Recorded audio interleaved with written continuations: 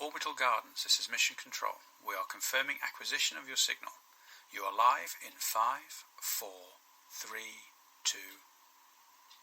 Hello and welcome to episode 47 of Gardeners of the Galaxy, the podcast for all of the sentient beings in the universe who have a passion for plants. I am Emma the Space Gardener and I will be your host as we explore gardening on Earth and beyond. Here at Orbital Gardens, we're excited about the upcoming launch of NASA's Artemis 1, so I thought I would put together a guide covering the highlights of the mission for space gardeners. Let's start at the very beginning. What is Artemis? It's 53 years since humans first set foot on the moon and 50 years since our satellite received its last human visitor. The Apollo missions all happened before I was born. Since then, we've developed the ability to live in space for long periods.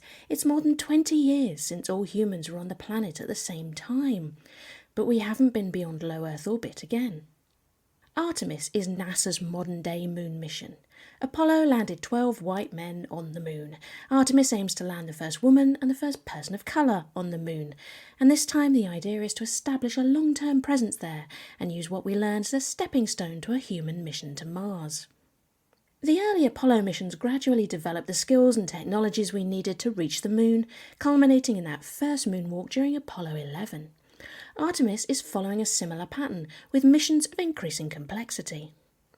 The first launch, Artemis 1, is an uncrewed mission. It will demonstrate NASA's new Space Launch System rocket and the Orion capsule that leaves Earth orbit and travels to the moon. If all goes well, Orion and SLS will be certified for crewed flights. So what's the plan for Artemis 1? Artemis 1 could launch as soon as the 29th of August. NASA announced 3 possible launch dates. The other 2 are the 2nd of September and the 5th of September. SLS will launch Orion from Launch Pad 39B at NASA's Kennedy Spaceport. Once Orion is in orbit, it will separate from SLS. At this point, the capsule is still attached to something called the Interim Cryogenic Propulsion Stage, the ICPS. First, Orion will deploy its solar arrays, and then the ICPS will boost it out of Earth's orbit and on its way to the moon. That's the translunar injection, a manoeuvre that will set Orion on a path to be captured by the moon's gravity. About 2 hours after launch, Orion will separate from ICPS and continue on to the moon alone. And this is where it starts to get interesting for space gardeners. Because once it has separated from Orion, the ICPS has another job to do. It will deploy 10 small satellites, CubeSats, designed either to study the moon or head out into deep space. Argo Moon will demonstrate that CubeSats can function close to the ICPS and will document the ICPS in action. The CubeSat to study solar particles will monitor inbound radiation from interplanetary space to help us understand space weather. The Equilibrium Lunar Earth 0.6U spacecraft will take images of the Earth's plasmasphere to give us a better understanding of the space radiation surrounding our planet. The Team Miles CubeSat will use plasma thrusters to propel it in what's been referred to as a drag race to the moon. Lunar IceCube is packed with instruments to search for water and other resources on the moon. The Lunar Polar Hydrogen Mapper will map water deposits on the lunar surface. The LunIR CubeSat will use infrared imaging to observe the lunar surface during a flyby. NEA Scout will perform a flyby of a small asteroid and collect observational data on its environment. Omotenashi will attempt to prove the capability of small, cost-effective lunar landers to explore the moon's surface. But of most interest to space gardeners is BioSentinel, a CubeSat developed by NASA's Ames Research Center to study how living organisms are affected by deep space radiation.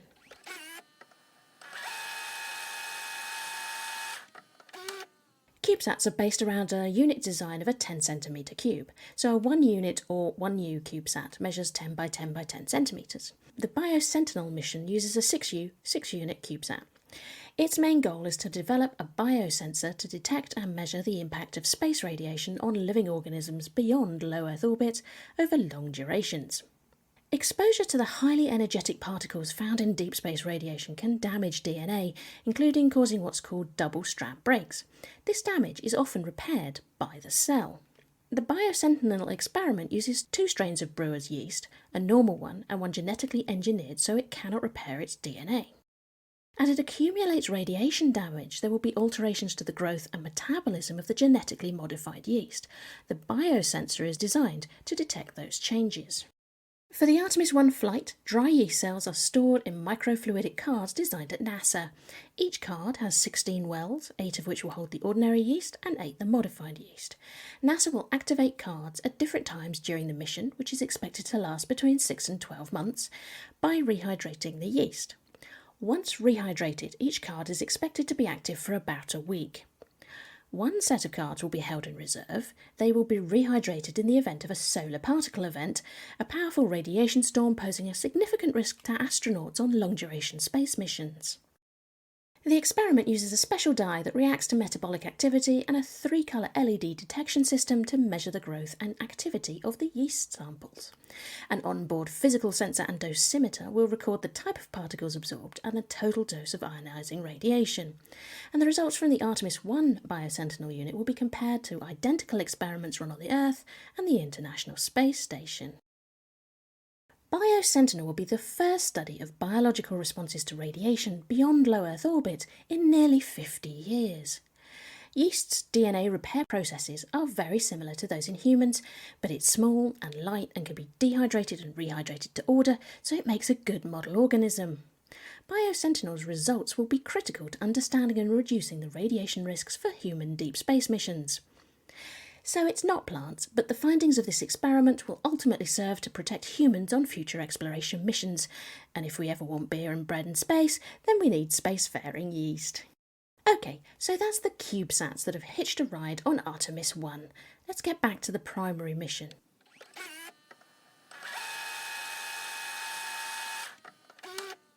Artemis 1 is scheduled to last 42 days, 3 hours and 20 minutes. Orion will travel about 2.1 million kilometres or 1.3 million miles during this time. The capsule will go 64,000 kilometres, that's 40,000 miles, beyond the far side of the Moon, staying in space longer than any human spacecraft has without docking to a space station. NASA isn't going to send a spacecraft all that way with no payload, so what is flying on Artemis 1? The primary payload is 3 mannequins, instrumented dummies that will monitor how the flight would affect a human crew. The first is what NASA dubbed a Moonikin, named Commander Moonikin Campos and strapped into the commander's chair. It's named after Arturo Campos, an electrical engineer instrumental in the dramatic rescue of the Apollo 13 crew. The Moonikin will measure vibrations and accelerations and radiation exposure. It's dressed in the first-generation Orion Crew Survival System spacesuit, an orange pressure suit that astronauts will wear during future Artemis missions. The Moonikin will be accompanied into space by 2 female torsos. Helga and Zahar are part of the Mastroska Astrorad radiation experiment, which will record data about radiation levels during the mission. While Zahar wears an Astrorad vest designed to protect astronauts from radiation, Helga must fend for herself to provide a comparison. These twin mannequins are female because women are typically more sensitive to space radiation effects. However, the Astrorad vest itself is a unisex design. Also inside the Orion capsule are 4 biology experiments that NASA's space biology program selected. Collectively called Biology Experiment 1, they involve using plant seeds, fungi, yeast and algae to study the effects of space radiation.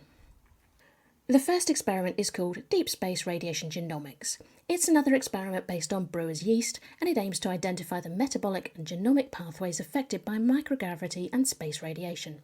The idea is that it will add to our understanding of which genes and DNA repair mechanisms help cells survive in the space environment. Once we know that, it might be possible to develop mitigation techniques tailored to an individual astronaut. The second experiment has a massively long name. It's called Investigating the Roles of Melanin and DNA Repair on Adaptation and Survivability of Fungi in Deep Space. It's studying the effect of the spaceflight environment on different strains of fungi. Again, the results will help us to develop ways to protect astronauts from space radiation. The Fuel to Mars experiment explores the genes and gene pathways that help algae survive the space environment. The single-celled green alga Chlamydomonas reinhardtii could be useful to future space travellers as a source of lipids for bioproducts and hydrogen for fuel. The research team will identify the strains best adapted to life in space. Crossing them with hydrogen-producing strains should create hybrids that could survive a long trip and produce fuel for the return journey. And I've saved the best for last because the fourth experiment involves seeds. It's called Life Beyond Earth, Effective Spaceflight on Seeds with Improved Nutritional Value. It will use seeds from our old friend Arabidopsis thaliana to investigate how the deep space environment affects amino acids, the building blocks of proteins. The sample materials have high levels of branched-chain amino acids that are essential to plants and humans and can only be obtained from plants. Because spaceflight conditions can degrade the nutrient reserves in seeds, the research team hopes these enhanced seeds will be better able to endure the trip than their normal counterparts. This could help us to grow healthier seedlings in space and provide more nutritional value for astronauts. So those are the exciting experiments flying to the moon in the Orion capsule, but there will also be other seeds on board. As is standard for a spaceflight, Orion will be carrying trinkets and souvenirs into space. That includes some items to commemorate the Apollo missions, including a tiny moon rock from Apollo 11 that also flew on the final space shuttle flight. ESA is flying a Shaun the Sheep figurine, and you can read about Shaun's astronaut training adventures on the ESA Orion blog. There are the usual pins, patches and flags, of course, but 4 different organisations are sending seeds on this flight. There aren't many details on offer. The Jet Propulsion Laboratory is sending various tree and plant seeds. The NASA Office of STEM Engagement has packed sycamore tree seeds in the capsule. Boeing is also sending various tree seeds, and so is the Israel Space Agency. I imagine the idea behind all of those is to create a new generation of moon trees grown from seeds that have been to the moon and back. We'll have to wait and see. And if you want to know more about the moon trees, there's a special bonus episode of the show devoted to them. It's available exclusively to patrons, and you can sign up to support the show for as little as £1 a month. Visit patreon.com/Gardeners of the Galaxy to find out more. So how does Orion get back to Earth? The final test for Orion is whether it can return astronauts safely to Earth. When it re-enters Earth's atmosphere, the capsule will be travelling at around 40,000 kilometres per hour. That's 25,000 miles per hour. The braking effect of the atmosphere will slow it down to a mere 480 kph, 300 miles per hour. However, the cost of doing that is a temperature of about 2,800 degrees Celsius, so the capsule is fitted with a heat shield. The final stages of the flight are very similar to what we see with the SpaceX Dragon spacecraft. 2 sets of parachutes will slow the capsule to less than 32 kph, and it will splash down within sight of the recovery vessel off the coast of San Diego.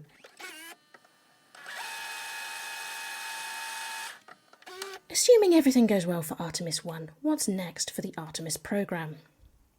Artemis 2 will take 4 astronauts 4,600 miles beyond the far side of the moon. That's further out into the solar system than anyone has ever been. That mission, expected to launch in 2024, will last approximately 10 days. And in 2025 we may see the Artemis 3 crew land on the moon. Then Artemis will focus on establishing facilities on the surface and building the Gateway space station in lunar orbit. I'm really hoping that Gardeners of the Galaxy is still around to see those missions, but that depends on your support. As I've already mentioned, you can sign up to become a patron of the show, and that's via patreon.com/Gardeners of the Galaxy. Or you can make a one-off donation via Ko-fi, or buy me a book from my Amazon wishlist to build up my space library. I'll put all those links in the show notes for you, which you'll find on my website, theunconventionalgardener.com. There are non-financial methods of supporting the show that are just as important, so please help out by following me on social media, liking and sharing my posts, or leaving reviews in your podcast app. That's it for this episode. There's just time for a big thank you to my patrons and everyone who supports the show, and to tell you that you will be able to watch the Artemis 1 launch live via the NASA website, NASA TV and the NASA app, and YouTube. Thanks for listening. Goodbye. Orbital Gardens, this is Mission Control, confirming termination of your signal. The technicians have a query about your latest experiment. They have asked, if a plant is sad, do the others photosympathize with it?